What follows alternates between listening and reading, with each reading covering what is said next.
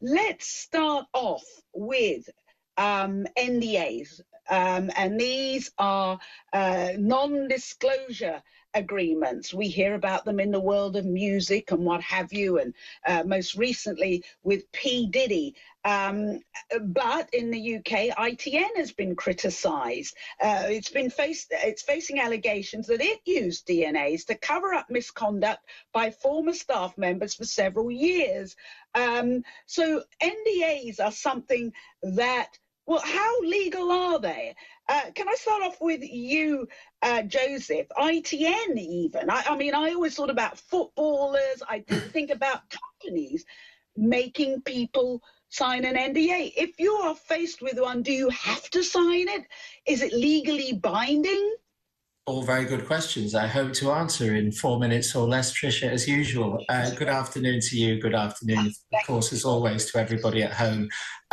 Yes, NDAs, don't they remind us of love rat footballers or whatever else, trying to silence everybody with super injunctions and all of that type of stuff.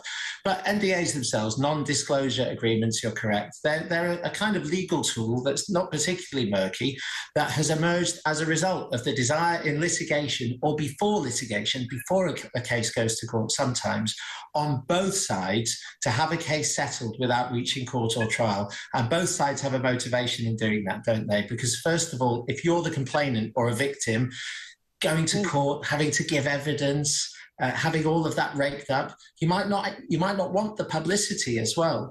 And being called a liar because our adversarial systems, someone has to cross-examine you, that's not very attractive. And of course, on the other side, a company, for example, or somebody who has a reputation to lose, they also might not want the publicity on one hand, but of course, there's expense associated with that for them too. And of course, both sides can end up kind of getting what they want, because it's not just something that you're forced necessarily to sign. You have a choice. And what happens is you agree to forego some of your rights, for example, your right to have their case go all the way to court and perhaps all of the money that you might have won in damages in exchange for accepting a reduced amount. But that reduced amount of money, it's certain and it's in your hands. And people, one hopes that people go in of their own free will. Certainly there's no compunction. This business of saying someone is forced to sign an NDA, I'm not quite sure about that. That doesn't mean to say that I'm completely comfortable with the way in which NDAs have developed, because you're right. Haven't we seen this situation where, a kind of phenomenon where companies or individuals where there are bad practices, things that are kind of going on, multiple complaints, all of a sudden you kind of have this situation where they can be used as a device for kind of brushing under the carpet some kind of endemic problem that the public or authorities probably should know about. Yeah. But here's the thing, can they be overturned in court in the UK? An NDA I'm a criminal lawyer, and the reality is that an NDA presents no bar to somebody giving evidence in a criminal case. If where you're asked to give evidence, or when you're required to give evidence in a criminal case, you're not excused on the basis, for example, that you signed an NDA. You're also not stopped from going to the police to report an offence. It may be that Mark can tell us something about an interesting case of Bill Cosby, I seem to remember, where there was not an NDA, but a sealed indictment or a sealed agreement in a civil case that was then used in criminal proceedings, and the US courts didn't like that at all. But I'm already on the extreme limits of my US legal knowledge, and perhaps he can help us with that one. Oh, brilliant, Joseph. Let's talk to Mark Schnapp about this. Mark, it's recently come up about P. Diddy. He's allegedly got this ironclad non-disclosure agreement his employees had to sign. What is the state of non-disclosure agreements over there in the US? Well, to be candid, his agreement is not mine. I know it's portrayed as an ironclad agreement, but that's nonsense. There are at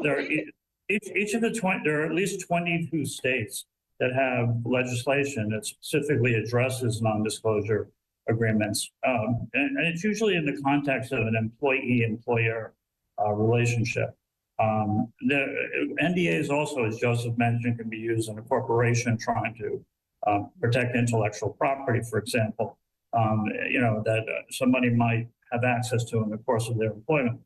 But in the case of P. Diddy, his NDA, there were provisions in there that were legit. Like, for example, his intellectual property, if you had access to that in the course of your employment, that's fine.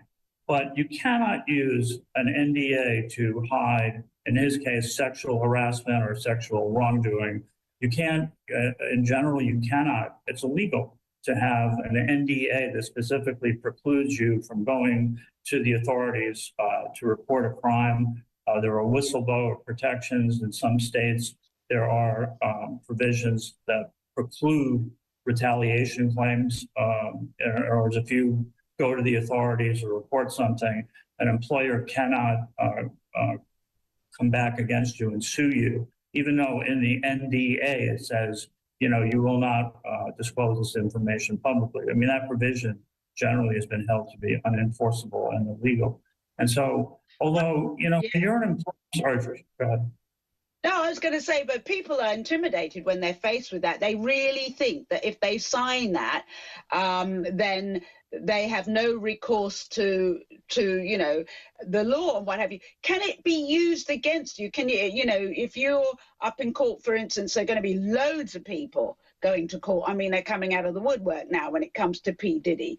Can they say, I can't give evidence because I signed an NDA, or does it just fall down in the face of a legal challenge? Well, first of all, you're quite right. It is intimidating to people, particularly, it is. But if they go to court, no, they cannot hide behind. P. Diddy cannot hide behind his so-called ironclad NDAs, particularly where it's involving evidence of a crime. You cannot preclude someone from testifying because they signed an NDA. Now, going back to where you started with this question, people are intimidated by these documents. I mean, most people don't have the wealth or the legal talent behind them when they sign these agreements. And so, they may or may, and sometimes they may not want to go and testify, right? Because they may be disclosing personal, embarrassing situations. And so if they say, look, I can't talk about it because I signed an NDA, or they just say, I can't recall, that's not going to work. So the bottom line is, if someone is called to testify, even though they signed the so-called ironclad NDA, they're going to have to provide the evidence. And you're right. I mean, now people are coming out of the woodwork despite these NDAs. So the problem is that in the case of P. Diddy, they may be being misused and to intimidate people from coming forward. The people would face a damage claim or something that they can't afford to handle. But there's one lawyer I think who's handling. It's like maybe up to 100 claims of people, of so-called employees that have claims against P. Diddy. And yes, I mean, those will turn into criminal prosecutions. But the bottom line is you can't have someone refuse to report something to the authorities, whether it be a regulatory authority or a criminal body, such as the Justice Department or the State Attorney's Office or the police. You can't do that. It's, again, not only against the public policy, it's expressly against the law in many states.